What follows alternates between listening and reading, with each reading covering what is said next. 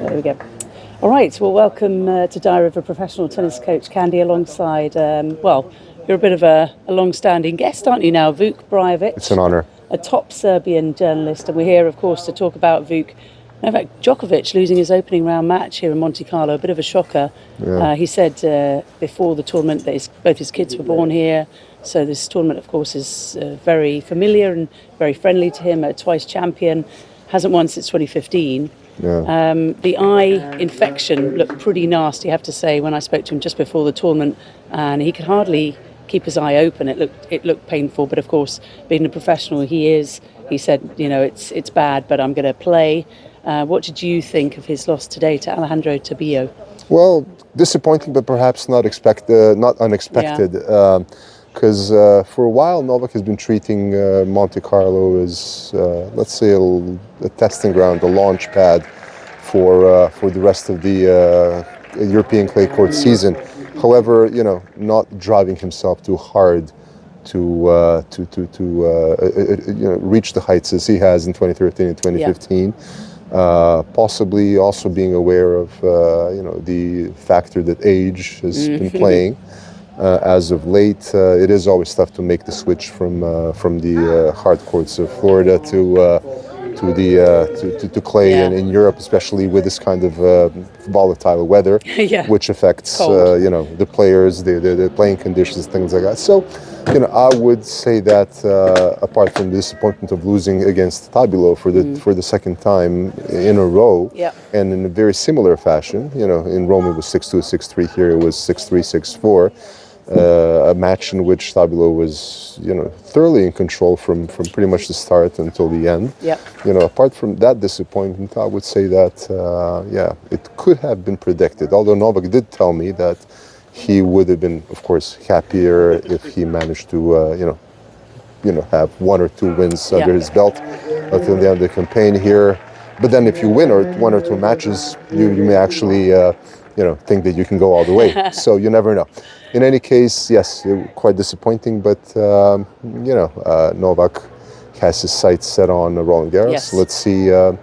Let's see how that plays out. Yeah, you were the one that he picked out in the press conference after his match, which he went straight from the court to the press conference, which is highly unusual. I think he was there in a couple of minutes, and the press conference itself lasted a couple of minutes. And then you went off to speak with him. You were the only one, as the only Serbian journalist here. And I know that you work quite closely with him and his foundation to be picked. What did he say? What did you get the feeling that he was going through? Sure.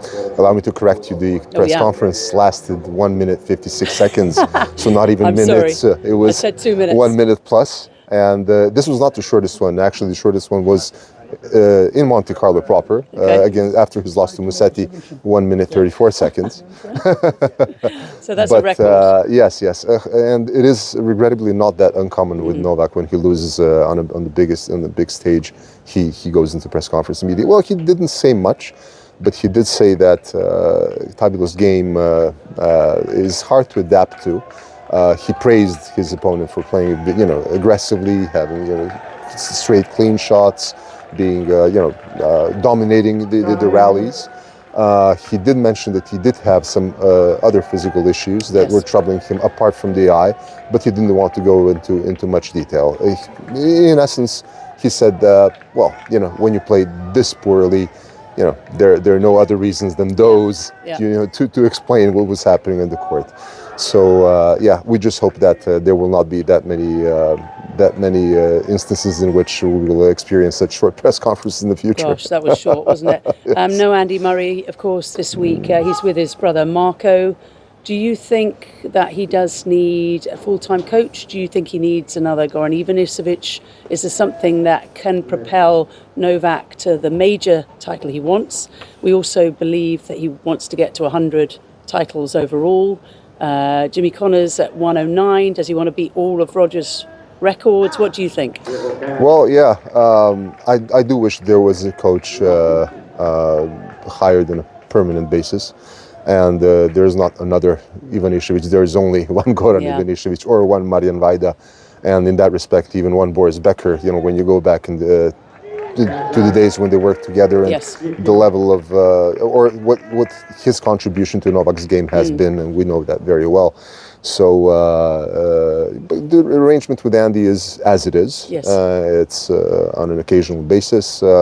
Let's see what kind of added value it provides over time. So far, the couple of instances where they work together, some things did click, but we do want to be convinced of something more. Yes. That should be happening between them, and of course displayed on the court. So yes, I do wish that somebody was with him permanently, and I think he'll be exposed to more negative influences and challenges as time goes by. So in that sense, I would need. We would like to see somebody with him managing all these challenges and situations. So I do think that he's set out to break more records.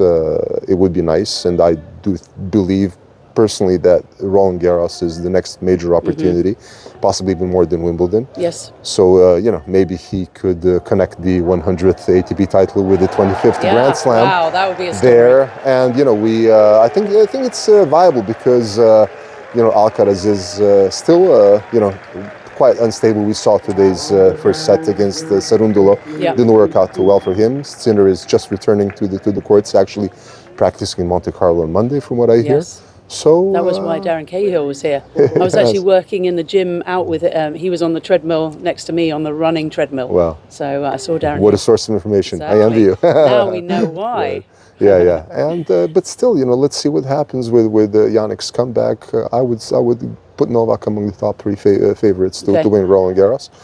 And let's see where we take it from there. Of course, I also believe that Novak was, in case he didn't injure himself against Alcaraz, that he would have beaten anybody who would appear on the other side of the net at the finals of Melbourne. In that sense, we would have had an entirely different 2025. So let's see. I think there is at least another Grand Slam title in waiting. And Connors, he did promise to me at Paris 2 years ago that he will go for 109. But let's see. Things do change after successes and disappointments such as the one was today. Yeah, and it was a big disappointment, I think, for the fans that didn't see a huge amount of fight from Novak Djokovic. Vuk, you are always wonderful. Thank you so much. My 3 pleasure, times Candy. on Diary of a Professional Tennis Coach, and hopefully you'll keep on coming. My pleasure always.